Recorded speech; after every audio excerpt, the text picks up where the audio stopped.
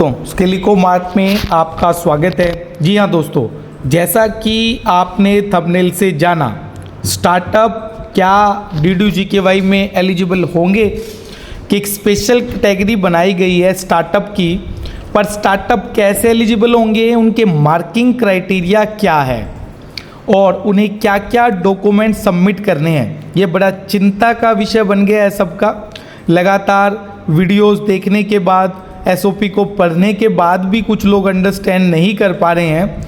उनके लिए ये एक मददगार वीडियो हमने बहुत मेहनत के साथ बनाया है, तो आप लोग तैयार हो जाएं। इस वीडियो में स्टेप बाय स्टेप आप देख पाएंगे कि आपका ऑर्गेनाइजेशन अगर स्टार्टअप है तो वो एलिजिबल होगा या नहीं होगा। सबसे पहले धन्यवाद दोस्तों, पुरानी वीडियो जो आपकी स्क्रीन पर दिखाई दे रही है पार्ट 1 के रूप में, उसे लगभग 3,500 व्यू हमें मिले और जैसा कि आपका वादा था 1,000 सब्सक्राइबर के करीब आपने हमें इस वीडियो के थ्रू दिए हैं पिछले 10 दिन के अंदर। आपका बहुत बहुत धन्यवाद और ये कृपा और धन्यवाद बनाए रखें, क्योंकि इस मेहनत के पीछे बहुत सारे लोग लगे हुए हैं और उनके लिए यही अवार्ड है, सब्सक्राइबर का बढ़ना, व्यूअर्स का बढ़ना। तो सबसे पहले शुरुआत करते हैं दोस्तों कि क्या आपका ऑर्गेनाइजेशन स्टार्टअप है या नहीं। आपकी स्क्रीन पर एक स्टार्टअप दिख रहा है, उसमें एक DIPP नंबर जो कि गवर्नमेंट ऑफ इंडिया के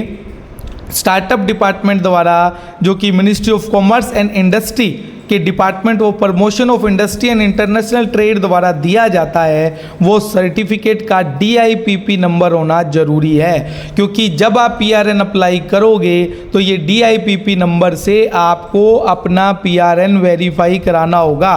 कुछ लोग इसको बिना वेरीफाई कराए आगे बढ़ रहे हैं, तो वो स्टार्टअप की कैटेगरी में इस सर्टिफिकेट के होने के बाद भी नहीं आ पाएंगे। उसके अलावा आप जब देख रहे हैं कि हमने थोड़ा सा ब्लर किया हुआ है इन्फॉर्मेशंस, क्योंकि ये किसी क्लाइंट्स की कॉन्फिडेंशियल इन्फॉर्मेशन है, पर आप देखिए कि इसका मेन जो पॉइंट है जो लिखा हुआ है, the startup is working in education industry and skill development sector as self certified them by them. यानी कि आप ये ध्यान रखें कि या तो आपने जब स्टार्टअप सर्टिफिकेट किसी कंसल्टेंट के माध्यम से या खुद के माध्यम से रजिस्टर्ड किया है, तो आपने कैटेगरी जो है वो स्किल डेवलपमेंट चूज की होनी चाहिए। अगर आपने स्किल डेवलपमेंट कैटेगरी को नहीं चुना है तो भी आपके ऊपर एक क्वेश्चन मार्क लग सकता है। तो दोस्तों, ये था स्टार्टअप सर्टिफिकेट, जिसमें दो मेन इंपॉर्टेंट बातें, एक तो DIPP नंबर और दूसरा जो आपका मेन ऑब्जेक्टिव है, जो आपकी वर्किंग फील्ड है, वो स्किल डेवलपमेंट होना जरूरी है दोस्तों। ठीक है दोस्तों, अब आ जाइए मार्किंग क्राइटेरिया पर। मैं एक बात क्लियर कर देता हूं आप लोगों को कि ये जो मार्किंग क्राइटेरिया है वो सिर्फ स्टार्टअप के लिए होगा, और आप लोग इस पॉइंट को ध्यान से नोट कर लें कि ये जो क्राइटेरिया है वो 100 मार्क्स का होगा, और एक स्टार्टअप को क्वालिफाई करने के लिए 40 मार्क्स अगर वो ले लेता है, 40 एंड अबोव, यानी कि 40 में भी वो क्वालिफाई माना जाएगा, उसके बाद वो PAC के लिए रिकमेंड हो जाएगा, जो आपके लिए पहली सफलता की सीढ़ी होगा। तो आपको जो हम बताने जा रहे हैं इस वीडियो में, वो सारे पॉइंट्स को बड़े ध्यान से देखना है, उनके फॉर्मेट्स को बड़े ध्यान से देखना है और अपनी एलिजिबिलिटी को सेल्फ इवेल्युएट करना है। हमने दोस्तों इसका एक एक्सेल फॉर्मेट भी दिया है, जिस एक्सेल फॉर्मेट में आप अपने मार्किंग में अपने ऑर्गेनाइजेशन को रखकर अपने आप को सेल्फ इवेल्युएट कर पाएंगे। हमने गूगल फॉर्म भी बनाया है, जिसकी मदद से अगर आप वो गूगल फॉर्म हमारा फिल करते हो तो हम आपको बता पाएंगे कि आपका स्टार्टअप एलिजिबल है या नहीं है। सबसे पहले दोस्तों इस मार्किंग क्राइटेरिया की टेबल को शुरू करते हैं। सबसे पहले एक्सपीरियंस ऑफ डायरेक्टर, बड़ा इंपॉर्टेंट पॉइंट है और कुछ लोग इसको चूक भी गए हैं, क्योंकि आपकी स्क्रीन पर जो दिखाई दे रहा है उसमें सबसे last form and submit supporting जो डिटेल है उसमें लिखा हुआ है कि ये डिटेल आपको PRN के टाइम पे सबमिट करनी है। Experience of promoter and director आपको PRN के टाइम पे सबमिट करना है। कुछ लोग PRN को अप्लाई कर चुके हैं, उनका PRN आ गया है, अगर तो उन्हें दोबारा अपडेट करना होगा अपने पीआरएन को, और अगर जो पीआरएन रिजेक्ट हो गए हैं उनके लिए बहुत बढ़िया है, वो इस वीडियो को देखने के बाद ही पीआरएन को अप्लाई करें या फिर किसी राइट पर्सन की सेवाओं का फ़ायदा उठाएं। सबसे पहले experience of promoter of director अगर मैं बात करता हूं तो इसमें 5 मार्क्स का टोटल क्राइटेरिया है, जिसमें आपको बताया गया है कि अगर आपका कोई भी डायरेक्टर या प्रमोटर उसको स्किल डेवलपमेंट, रेलेवेंट एक्सपीरियंस की बात यहाँ स्किल डेवलपमेंट की है, और स्किल डेवलपमेंट में पूरा स्किल इंडिया, ना कि सिर्फ DDUGKY। अगर कोई एक्सपीरियंस नहीं है तो सिर्फ मात्र 1 नंबर मिलेगा। अगर उनमें से यानी कि आपके जो एटलीस्ट 30% प्रमोटर, मान लीजिए आपके 4 डायरेक्टर हैं तो 4 का अगर मैं 30% निकालूंगा तो 1 पॉइंट कुछ निकलेगा। इसका मतलब 2 डायरेक्टर को 1 से 3 साल का एक्सपीरियंस है तो 3 नंबर होंगे। उसके अलावा अगर 70% लोगों को 3 से लेकर 8 साल तक का एक्सपीरियंस है तो खुश हो जाइए, 4 नंबर होंगे। और 100% प्रोमोटर जो स्किल डेवलपमेंट में ही काम करते हैं उनको 8 साल से ज़्यादा का अनुभव है तो फिर और भी खुश हो जाइए, क्योंकि पूरा 5 नंबर आपको मिलेगा। अब इसके लिए आपको सपोर्टिंग डॉक्यूमेंट क्या लगाना पड़ेगा? Profile of promoter CA/CS certification. मतलब कुछ लोग कहेंगे जी लगा दो प्रमोटर का CV लगा दो। अब देखिए जी, ये कितनी इंपॉर्टेंट बात है कि जो प्रोफाइल ऑफ प्रमोटर है ना वो CA और CA सर्टिफिकेट पे होना चाहिए UDIN नंबर के साथ। बोलिए जी, हो गया ना धमाका। कुछ लोग CV लगाते जा रहे हैं, पर देखिए कि सपोर्टिंग डॉक्यूमेंट्स में क्या मांगा गया है? Profile of promoter, CA/CS video, CA/CS का सर्टिफिकेशन मांगा गया है। अब देखिए दोस्तों, पहले ही पॉइंट पर कितना इंपॉर्टेंट इंफॉर्मेशन आपको मिली है। फिर से मैं आपकी स्क्रीन पर एक वीडियो दिखा रहा हूँ, 30 मिनट की एक ज़बरदस्त मेहनत की ये वीडियो है। आप इसको अच्छे से देख लीजिए, इसको देखने के बाद ही अप्लाई कीजिए। Second point, top management. देखिए, प्रमोटर और टॉप मैनेजमेंट में फ़र्क होता है। प्रमोटर जो कंपनी को बनाते हैं, टॉप मैनेजमेंट जो कंपनी को चलाती है। बनाने वाले और चलाने वालों में बड़ा फ़र्क होता है। बनाने वाले फिक्स हैं, चलाने वाला बदलती रहती है। इसलिए टॉप मैनेजमेंट के 10 मार्क्स हैं। अगर वो पूरी टीम के पास कोई लीडरशिप का पहले एक्सपीरियंस नहीं है। अब कुछ लोग कहेंगे जी लिख दिया हमने तो 10 साल का एक्सपीरियंस है, वाह जी वाह, QA टीम इवेल्युएट करेगी जी, 0 नंबर दे देगी।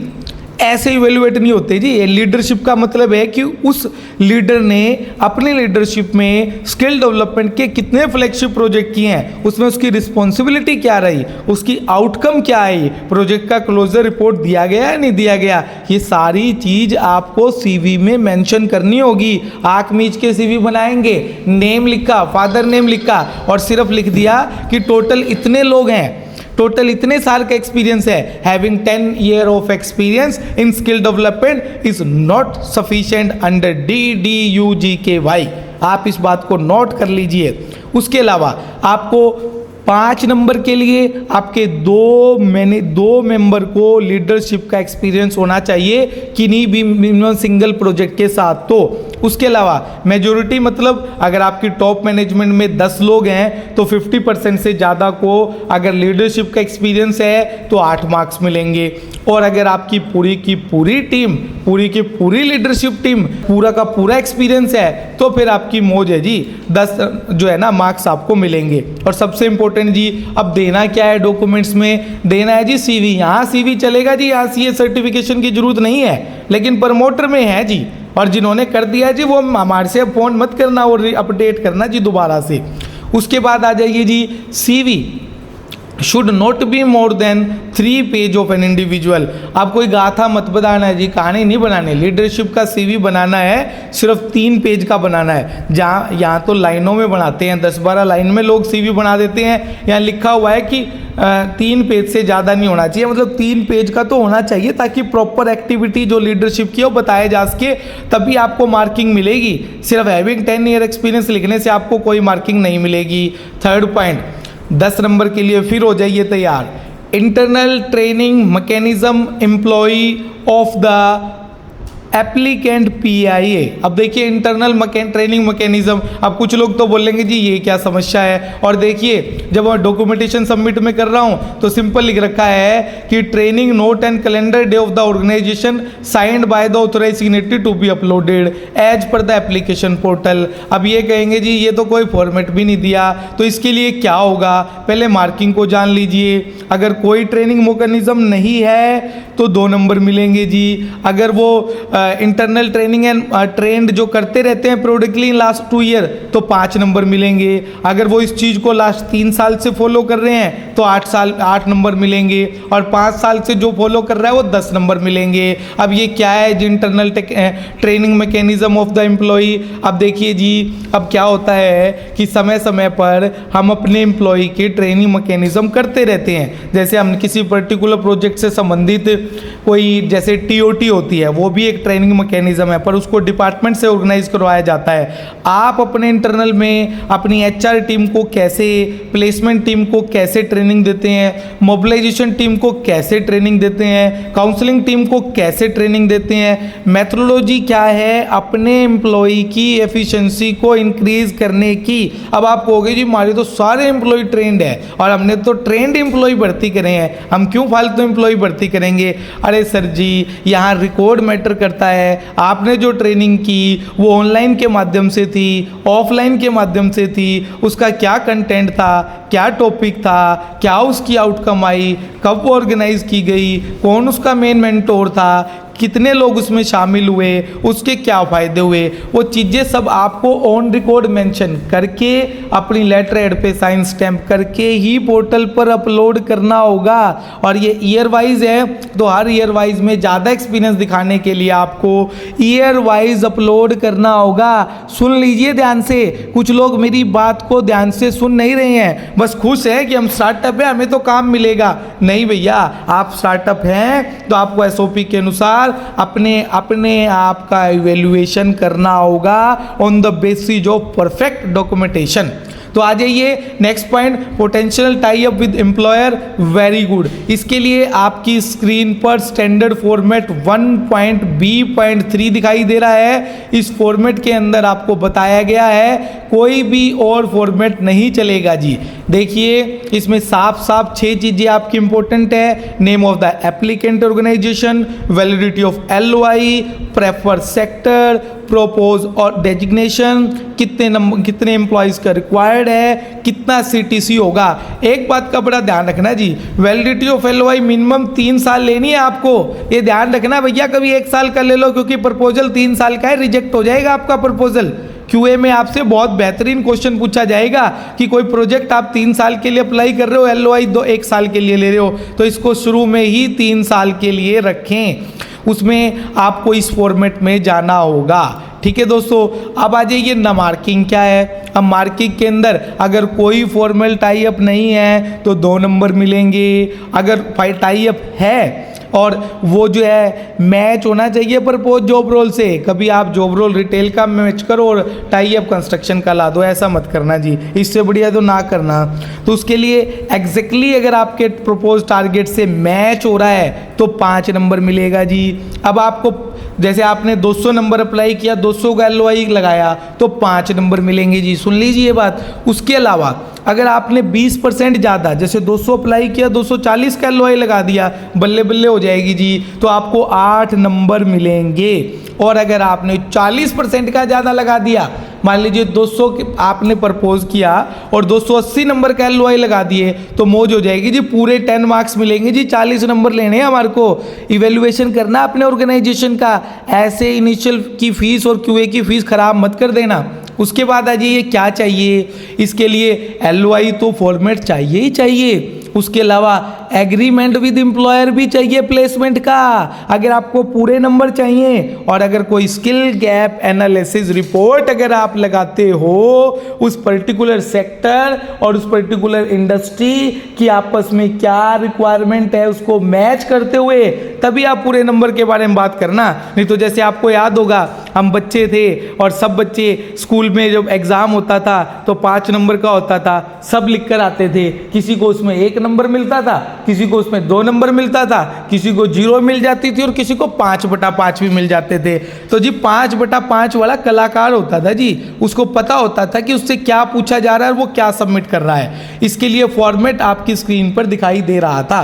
अब आ जाइए propose placement salary of candidate, ये स्टार्टअप के लिए बड़ा इंपॉर्टेंट पॉइंट है जी। 10 नंबर है जी, खो नहीं सकते आप। D1 का फॉर्मेट आपकी स्क्रीन पर दिखाई दे रहा है। मैं फॉर्मेट के अनुसार ही आपको बता देता हूं कि फॉर्मेट के अनुसार अगर आप बात करो, देखो हम लोग यहाँ पे प्रपोज सैलरी का मैटर बड़ा है। अगर स्टार्टअप है तो आपको सैलरी का कमिटमेंट बड़ा खतरनाक करना होगा। देखिए आपकी स्क्रीन पर दिखाई दे रहा है, एप्लीकेंट PIE अपना नाम लिखेगा।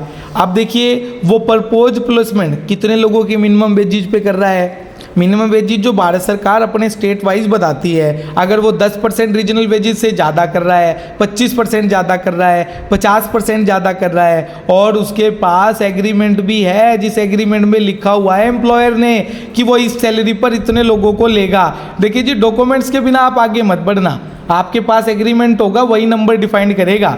अगर प्रपोज सैलरी मिनिमम वेजेस के साथ है 2 नंबर ले लो, 10% मिनिमम वेजेस से ज़्यादा पर है तो 5 नंबर ले लो, 25 नंबर है 25% है तो 8 नंबर ले लो और 50% है तो पूरे नंबर ले जाओ जी 10 का 10। लेकिन कैसे ले जाएं, यहाँ भरने से कुछ नहीं होगा। ये एक फॉर्मेट दिया, इसमें लिखने से कुछ नहीं होगा।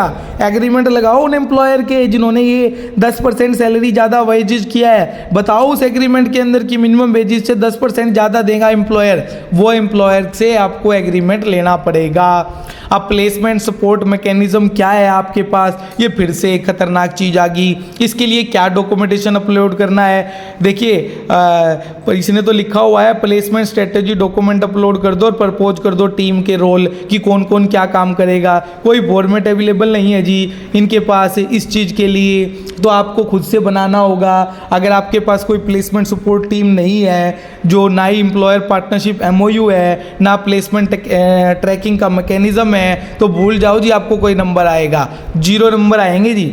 अगर आपके पास 1-1, 2-2 आदमी हैं और 20 से 40 प्लेसमेंट रेट है तो आपको आ जाएंगे जी 4 नंबर। अगर 3 से 5 इंडिविजुअल की टीम है तो आपको 7 नंबर आ जाएंगे जी। और 10 से ज़्यादा एम्प्लॉयर है और 6 से ज़्यादा अगर आपकी प्लेसमेंट टीम बड़ी है, प्लेसमेंट मैनेजर आपका स्टेट स्पेसिफिक हो सकता है, डिस्ट्रिक्ट स्पेसिफिक हो सकता है, कोई असिस्टेंट हो सकता है, कोई जॉब फेयर का एक्सपर्टीज बंदा हो जा सकता है, कोई काउंसलर हो सकता है, तो वो आपकी टीम आपको बतानी होगी, उस आधार पर आपको नंबर मिलेगा। Internal audit mechanism 7th point बहुत important, internal audit mechanism. Audit का नाम आते लोगों को ध्यान आते जी हाँ ऑडिट रिपोर्ट तो है, बैलेंस शीट तो है। अरे ऑडिट का मतलब होता है अंकेशन, ऑडिट का मतलब होता है अपने ऑर्गेनाइजेशन को समय समय पर खुद से सेल्फ से जांचना कि वो दिए गए स्टैंडर्ड्स पर काम कर रहा है या नहीं कर रहा। तो उसके लिए अगर आपने कोई मैकेनिज्म सिस्टम बनाया है, अगर नहीं बनाया तो 1 नंबर, और अगर आपने लिमिटेड स्कोप के साथ बनाया तो 3 नंबर, और अगर आपने इंडिपेंडेंट टीम बना रखी है तो आपको मिलेंगे 4 नंबर। और एक फुली इंडिपेंडेंट टीम है जिसका काम ही इंटरनल ऑडिट बनाना है, इंटरनल में देखना है कि प्लेसमेंट टीम की क्या प्रोडक्टिविटी है, मोबिलाइजेशन टीम की क्या प्रोडक्टिविटी है, काउंसलिंग टीम की क्या प्रोडक्टिविटी है, एडमिन टीम की क्या प्रोडक्टिविटी है। इन सबको देखने के लिए ऑडिट आपको करना होगा। ऑडिट रिपोर्ट ऑफ द, अब इसके लिए कोई डॉक्यूमेंटेशन नहीं है जी, audit report of the concern organisation update करनी होगी या आपको सेल्फ बनानी होगी। इसके लिए कोई मैकेनिज्म या कोई फॉर्मेट नहीं दिया गया जी। आप कुछ लोग कहेंगे जी ये क्या बोल रहे हो आप, ये क्या होता है, कहाँ से मिलता है जी, यही तो है असली प्रोफेशनलिज्म। आपको प्रोफेशनल अगर टेंडर बनाना है, DDGKY जैसे बहुत सरकार के बेहतरीन प्रोजेक्ट में अप्लाई करना है तो ये सारी चीज़ें आपको सीखनी पड़ेगी। 8th पॉइंट जिसके बारे में सब जानना चाहते हैं, सिविल। जी दोस्तों सिविल भी महत्वपूर्ण पॉइंट है और सिविल में डायरेक्टर और प्रमोटर की सिविल महत्वपूर्ण है और इसके लिए पूरे नंबर हमें जो है ध्यान से देखने होंगे। अब सिविल के केस में अगर मैं बात करता हूँ, अगर उसका एक डायरेक्टर की सिविल 600 से 650 से कम है और ओवरऑल एवरेज जो है दोनों डायरेक्टर की 700 से कम है तो उसको 2 मार्क्स मिलेंगे। अगर ओवरऑल जो डायरेक्टर है उनकी 700 से 725 है तो 5 नंबर मिलेंगे और 700 से 755 है तो 8 नंबर मिलेंगे और 750 वाले तो बल्ले बल्ले कर दीजिए जी, तो पूरे 10 नंबर मिलेंगे आप लोगों को। क्या डॉक्यूमेंटेशन, सिविल रिपोर्ट जी, सिविल रिपोर्ट जो है, सिविल रिपोर्ट के लिए बैंकिंग का अपना सॉफ्टवेयर है, सिविल का अपना सॉफ्टवेयर है। और ध्यान रखिए जी, कोई 2 साल 3 साल पुरानी नहीं जी, स्पेशल मेंशन किया गया है, लास्ट 6 मंथ वाली सिविल चलेगी। अब आ जाइए average turnover, 9th point, average turnover उठा लीजिए, लास्ट 3 साल का फॉर्मेट स्टैंडर्ड है, आपकी स्क्रीन पर दिखाई दे रहा है 1B.4, 1B.4 स्टैंडर्ड फॉर्मेट है जो आपको सीए के सर्टिफिकेशन पर यूडीआई नंबर के साथ जनरेट करना होगा। स्टार्टअप को 10 नंबर है इस चीज़ के, बड़ा आसान सा लॉजिक है। 1 से 2 करोड़ है तो 3 नंबर ले जाओ जी, 1 करोड़ से कम है तो अंडा ले लो जी 000। एनुअल टर्नओवर 2 से 4 करोड़ का है तो 4 मार्क्स, 4 से 6 करोड़ का है तो 7 मार्क्स, और 6 करोड़ से प्लस वाले की तो बहुत बल्ले बल्ले है जी, पूरे 10 के 10 नंबर ले जाएंगे। और ऑडिटेड फाइनेंशियल जो स्टेटमेंट है वो सीए से सर्टिफाई होनी चाहिए। 10वां और सबसे महत्वपूर्ण पॉइंट है वर्किंग कैपिटल। इसमें बहुत सारे लोग उड़ जाते हैं जी, वर्किंग कैपिटल को समझ ही नहीं पाते जी। वर्किंग कैपिटल का फॉर्मूला होता है जी current assets minus current liability, यानी कि इसका मतलब है कि आपके पास कितना पैसा अवेलेबल है प्रोजेक्ट को रन करने के लिए। अगर आपकी net working capital 1 month of project expenses है, अब ये कुछ लोग समझ नहीं पाएंगे जी, ये क्या लिख दिया जी, बड़े दिन से एसओपी पढ़ रहे हैं जी, समझ नहीं आ रहा जी। अरे आप सिंपल सा लॉजिक है, आपका पूरा प्रोजेक्ट 3 साल चलेगा, 3 साल में आपका प्रोजेक्ट जो है 36 महीने चलेगा, और 36 महीने में हर महीने अगर आपका खर्चा 1 लाख रुपए है और टोटल प्रोजेक्ट की कॉस्ट 3 करोड़ 60 लाख रुपए है, तो इसका मतलब 1 लाख रुपए जो आपका महीने का खर्चा है तो आपकी वर्किंग कैपिटल 1 लाख से ज़्यादा होनी चाहिए। यानी आप करंट एसेट्स में से करंट लायबिलिटी घटाओगे तो वो लेस देन, अगर 1 मंथ की वर्किंग कैपिटल है तो 2 नंबर ले लो, ज़्यादा की है मतलब 2 लाख है तो 5 नंबर मिल ले लो, और आपके पास 5 लाख 5 मंथ का बैकअप है। अब अगर पैसे ना आए गवर्नमेंट के तो वर्किंग कैपिटल का यूज किया जा सकता है, तो 5 मंथ की है तो आप 3 से 5 मंथ वाली है तो 8 मार्क्स ले लो, और 6 महीने से पूरे वाली है तो 10 मार्क्स आप ले लो। उसके लिए डॉक्यूमेंट आपका WC1 CA certified, document WC2 project fund flow statement, document WC3 DDGQI project cash flow based on tentative prospective project flow schedule result, और डॉक्यूमेंट WC, ये सब डॉक्यूमेंट्स आपको अपलोड करने होंगे। और जो सारे CA से सर्टिफाई होने चाहिए, सबके ऊपर CA का UDIN नंबर लगेगा। और ये वीडियो जो है ना, इस वीडियो को देखने के बाद आपकी आत्मा जो है ना खुश हो जाएगी कि आपको ये सारी जानकारियाँ एक कंप्लीट वीडियो में मिल रही है। अब आप या तो हमारी 30 मिनट की वीडियो देख लो या फिर अपने दिमाग में कन्फ्यूजन रख लो। अब चुनाव करना आपका विषय है। अगला पॉइंट, ऑडिट रिपोर्ट लास्ट 3 साल की फाइनेंशियल ईयर की। अब देखिए इसमें भी बड़ा इंपॉर्टेंट पॉइंट है, अगर कोई एडवर्स कमेंट आपकी है 2 से 3 फाइनेंशियल मैटर के ऊपर, यानी आपने कोई लोन लिया हुआ है या कोई भी एडवर्स कमेंट अगर सीए ने किया हुआ है, 2 से 3 कमेंट है तो 2 नंबर, 3 से 5 कमेंट है तो 5 नंबर, 1 से 2 कमेंट है तो 8 नंबर, और कोई कमेंट नहीं किया क्लीन रिपोर्ट है भाई, ये तो अच्छे लोग हैं तो पूरे 10 नंबर जी। और ये 10, ये तो सारा जो है ना आपकी जो लास्ट स्टैट्यूटरी जो रिपोर्ट है उस पर आपको देखना होगा। तो ये थी बैंकर वीडियो जो कि बनी है टोटल 25 मिनट की। तो स्टार्टअप के लिए इस सारे क्राइटेरिया के लिए 100 नंबर लेने होंगे, 100 में से उसको 40 नंबर अगर आएंगे तो वो स्टार्टअप क्वालिफाई हो जाएगा। दोस्तों आपका बहुत बहुत धन्यवाद स्किलिको मार्ट के साथ बने रहने के लिए। और जैसे पिछली वीडियो को आपने बहुत सारा प्यार दिया है, इस वीडियो को भी कम से कम 1000 व्यू से ज़्यादा और 1000 सब्सक्राइबर आप हमें देने की कृपा करें, ताकि हम जो बाकी जो ABC 3 कैटेगरी बच गई है उनका भी पर्दाफाश करके रहेंगे। हम SOP के अनुसार आपको बता के रहेंगे, समझा के रहेंगे। स्किलिको मार्ट के साथ बने रहने के लिए आपका बहुत बहुत धन्यवाद।